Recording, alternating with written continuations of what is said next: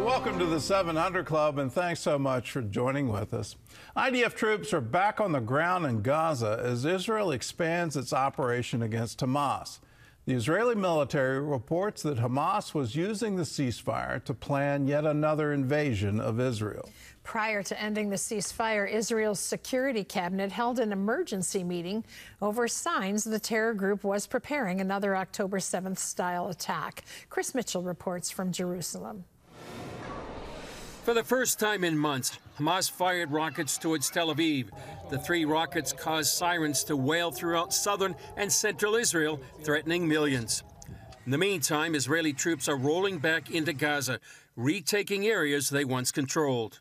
IDF Sergeant Major Chaim Mailspin told CBN's Raj Nir Hamas and other terror groups were using the ceasefire to prepare for another invasion of Israel. Our intelligence gave a very strong indication that during this regrouping time, Hamas, Islamic Jihad, Jabhat al-Nusra, etc., wanted to actually do another invasion. Right now, during the ceasefire, this is what our intelligence sources said, used the little time they had during the ceasefire to do another invasion. Israeli media reports that prior to Israel renewing the war, the Security Cabinet met to consider evidence Hamas was preparing a new ground invasion. What we have seen them do is prepare for a terror attack against our troops in Gaza, but more importantly, against our civilians in the communities outside of Gaza and the Western Negev. What we did is we took a preemptive strike on those terrorists, specifically those commanders, and on terror targets, removing those threats, and basically saying we will not accept this. The IDF is pleading with civilians to get out of the combat zones. Yesterday, the Israeli army dropped leaflets asking us to evacuate the area in Beit Hanun. Israel's defense minister warns that it's going to get worse if the hostages are not freed and Hamas removed from power. Unless all the Israeli hostages are released and Hamas is expelled from Gaza, Israel will act with forces never before seen. Take the U.S. president's advice, return the hostages and expel Hamas, and other options will be presented to you, including relocating to other places in the world for those who wish. The alternative is utter destruction and devastation. In Washington, the Trump administration says the new fighting could end right away if Hamas would accept the U.S. proposal to extend the ceasefire begun in January. An administration spokesperson warned the opportunity is still there, but it's closing fast. The State Department says what President Trump wants most is a permanent and real peace between the Israelis and Palestinians.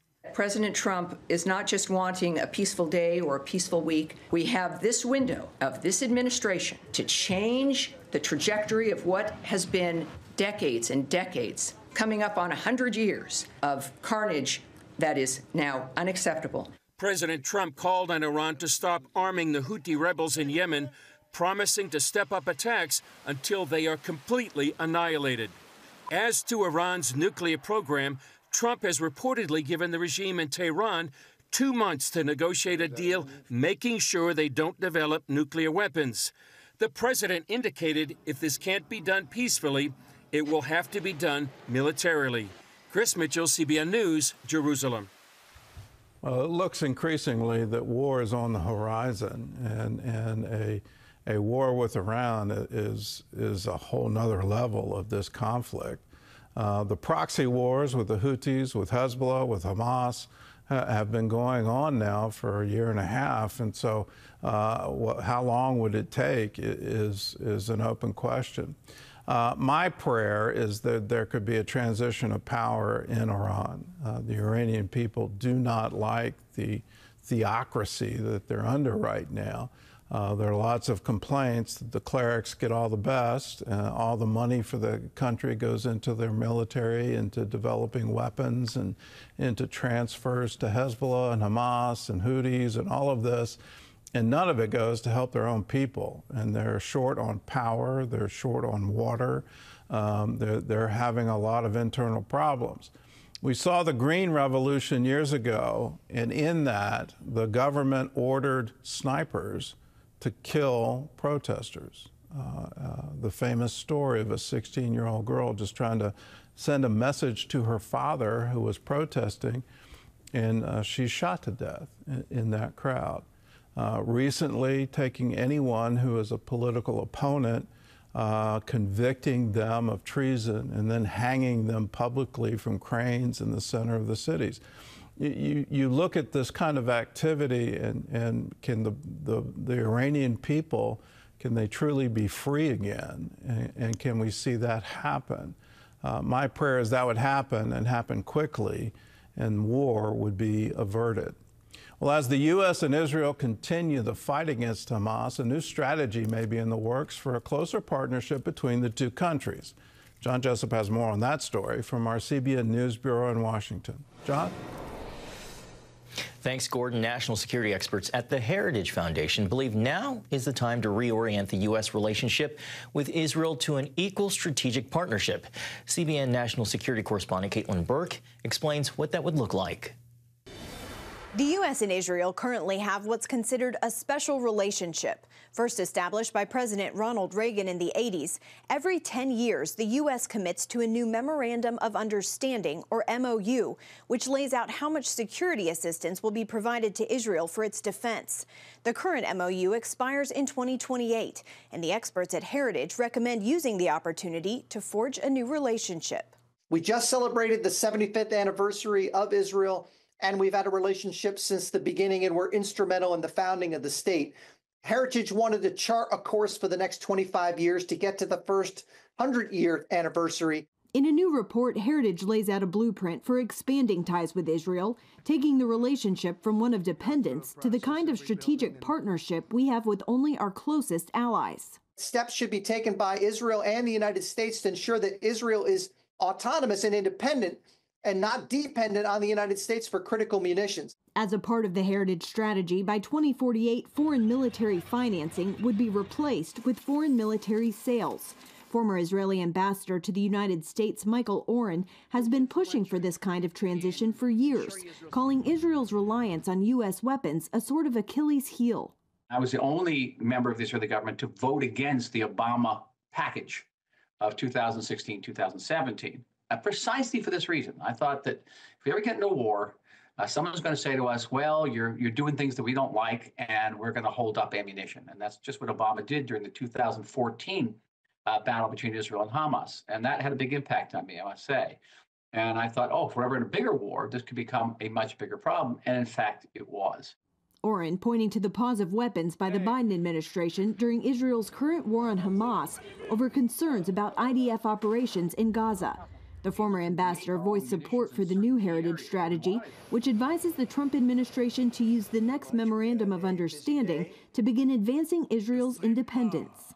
If in a Trump MOU, a large segment of that money would not be just for the acquisition of arms, but for building these cooperation programs, for investing in joint research institutions, staffs, that type of investment, I think, would be a very good use of that money. Robert Greenway, the director of the Allison Center for National Security at the Heritage Foundation, says Washington should also continue to grow security and commercial ties between the Jewish state and its Arab neighbors. If we can work with Israel to expand the Abraham Accords and reduce the threat from Iran, surrogates and proxies, we could reduce the commitment on the Israeli side and the United States side for common defense. But we recognize that this is an aspiration, but it's something that we have to work together to accomplish. And we're putting a time horizon out there toward the 100th anniversary. So we're covering 25 years.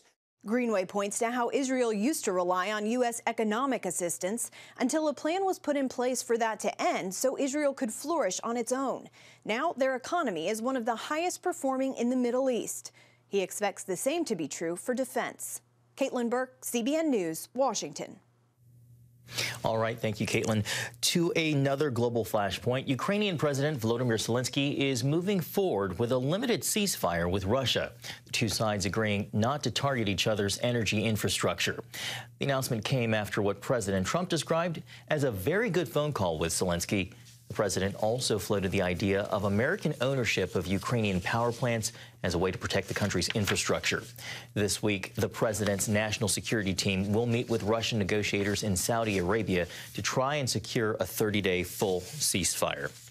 Well, here at home, President Trump is set to move on a major agenda item, shutting down the Department of Education. He's expected to sign an executive order today to set the process in motion.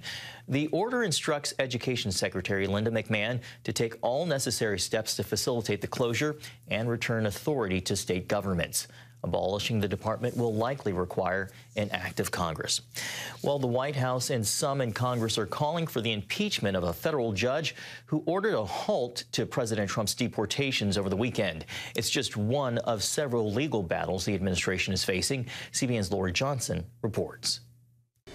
When federal judge James Boasberg ruled the Trump administration should turn around flights carrying alleged gang members being deported to El Salvador, the Trump administration failed to comply. Boasberg is now demanding evidence justifying that decision. While the president claims the judge didn't have the authority to issue that ruling, he says he didn't ignore it. No, I never did defy a court order. And you wouldn't in the future? No, you can't do that. However, we have bad judges. We have very bad judges. The White House says it will appeal the ruling. Judge Boasberg is a Democrat activist.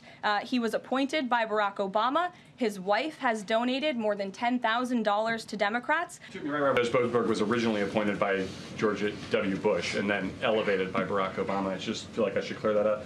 President Trump called for Boasberg's impeachment. However, Chief Justice John Roberts stated it's long been established that impeachment is not an appropriate response to disagreeing with a judicial decision. The call for impeachment is creating a rift among congressional Republicans, with a number dismissing the idea. Nevertheless, Texas Republican Representative Brandon Gill filed articles of impeachment against Boasberg, charging him with abuse of power by using his position to advance political gain. Well, the very effort, the very thought is unconscionable.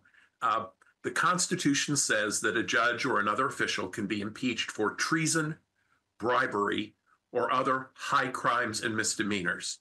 None of those come into play here. Meanwhile, 3 other judges recently ruled against the Trump administration by ordering the reinstatement of 25,000 federal jobs, blocking the ban on transgender people from military service, and halting the termination of DEI grants. There is a concerted effort by the far left to judge shop, to pick judges who are clearly acting as partisan activists from the bench in an attempt to derail this president's agenda. At the same time, some federal judges involved in high-profile political cases are reportedly expressing fear. They worry that emotionally charged online threats and intimidation could develop into real violence against themselves or their family.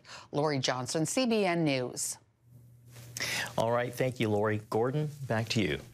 Well, as that story is playing out, Terry asked me the question, you know, at the beginning of our nation, did the judiciary have this kind of power? And the answer is no, they didn't. Famous case, Marbury versus Madison, where the Supreme Court created, they created this, that things could be found unconstitutional. And in that, the Supreme Court now had the power to overrule the president and the Congress, and could find certain laws and statutes that were passed were now unconstitutional. That was held sort of in reserve. It wasn't, that power wasn't used frequently in the first 100 years of our republic. Over the last 100 years, it has increased exponentially. And the number of cases now that judges, U.S. District Court judges, are ruling on the constitutionality or on the appropriateness of particular actions by either the Congress and especially recently with the administration. So the idea that a single U.S. District Court judge could stop an executive order from being implemented across the nation, I don't think was part of the original framing, but that's what we're living with today. As a lawyer, I was warned pretty emphatically by my partners. I was just an associate first year. Do not ever make a federal judge mad. He has the power to put you in jail. So it's always, yes, Your Honor, you have to be absolutely in his courtroom, he rules. And so that is a long-standing judicial issue. So what is going on with these current cases? If the judge has issued orders, these things have to stop until we come to a decision on whether it's appropriate. Well, he has the power to put people in jail. So we're going to see some issues that I never thought I'd ever see in this country. But going back to the first Trump administration, they absolutely forum shopped. They went all the way to Hawaii to find a judge to do some things regarding immigration from Muslim countries. So are they doing that? The answer is clear. Yes, they are. They're not just foreign shopping at the district court. They're trying to make sure it goes through a particular circuit court where they think they're going to have a majority of the judges at the circuit court level. And unfortunately, it takes so much time to get to the Supreme Court for a final decision that literally years can go by. I hope the Supreme Court realizes that we're in a crisis here and they expedite these cases so that we can have some kind of definition going forward. The Congress could get involved and amend the Judiciary Act of 1785, it goes back that far, and start limiting the jurisdiction of U.S. district courts. But that would take forever. I'm not sure there could be any agreement on what the changes would be. But clearly there are things that are out of whack. And how do we solve this? I think it's going to take the Supreme Court, and I hope they act very quickly.